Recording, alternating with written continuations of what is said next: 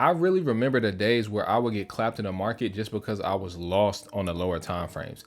I didn't know where I was at in the market. Like price would look like it's going up, but then it would be going down. And then when I try to get in the sell, it looked like it's going down, but then it goes back up. Bro, that's so frustrating. You know how many like challenges and accounts I have blown because of that?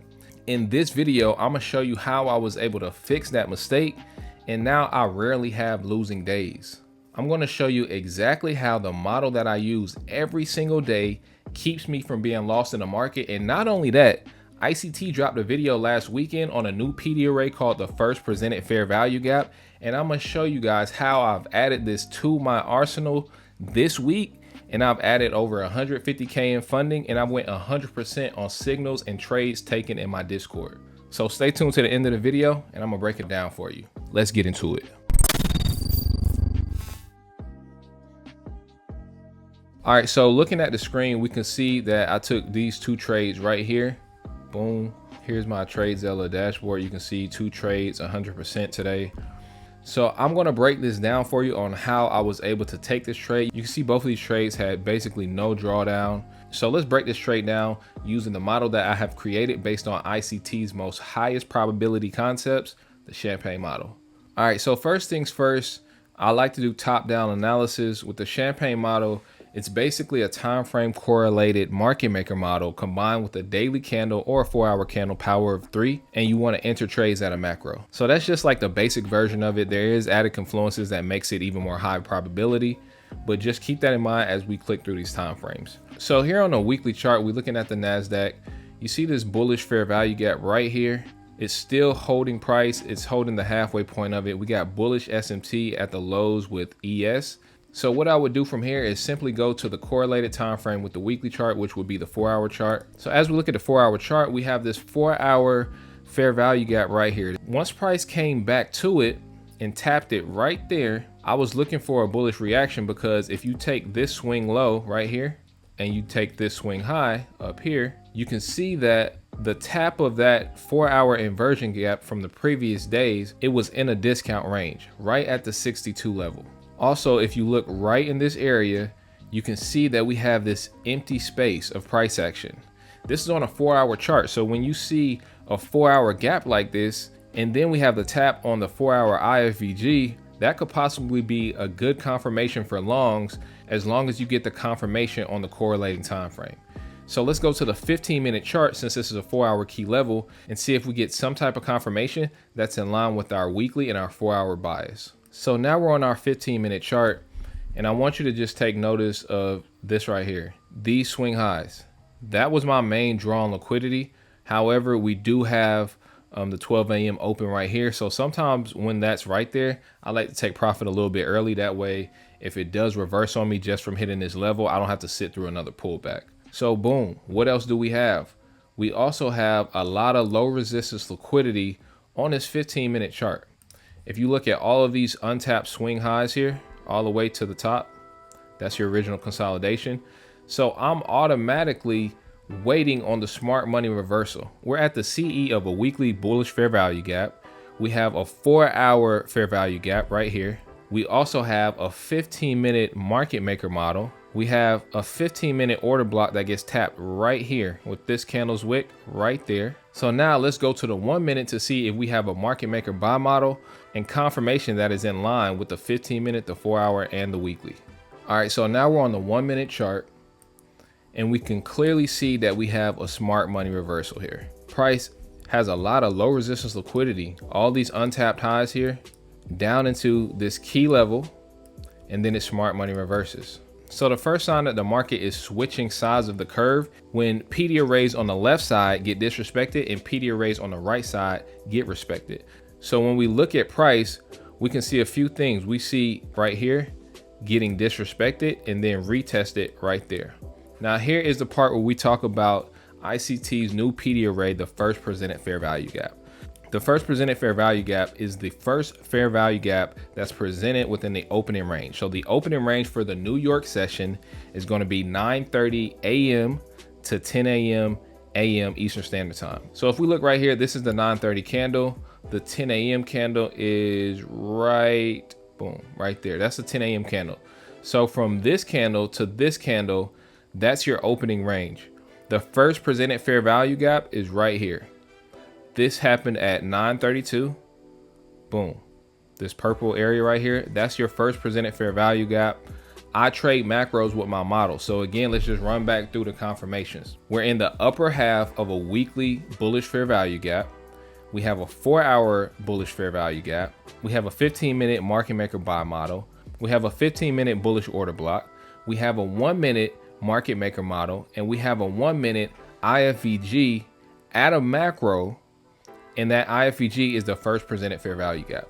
And also at the time, we're below the 12 a.m. and the 8:30 open, and we're curling up. So if you know anything about the daily or the 4-hour PO3, the best buys you can take are below the 12 a.m. open or right at the 12 a.m. open.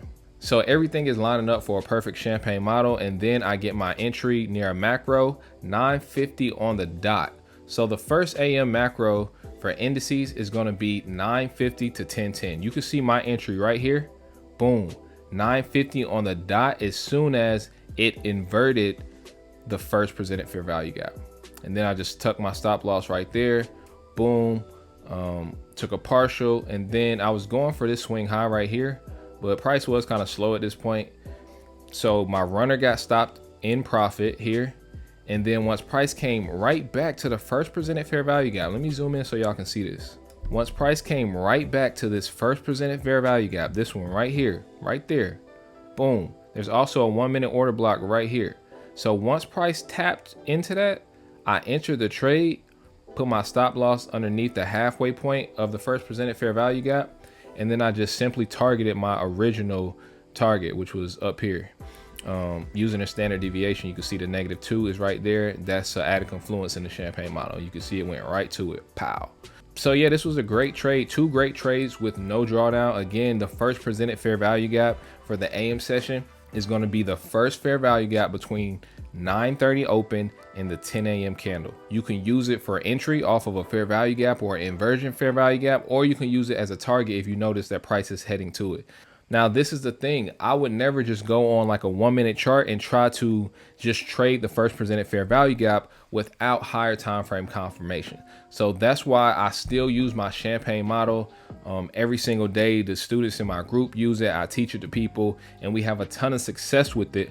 But adding the first presented fair value gap to my arsenal has just increased my win rate, because it's just like a new day opening gap or a new week opening gap or a RTH gap. It's the same as those 3. You can use it as a magnet, or you can use it as a strong confirmation if you plan to enter a trade off of it.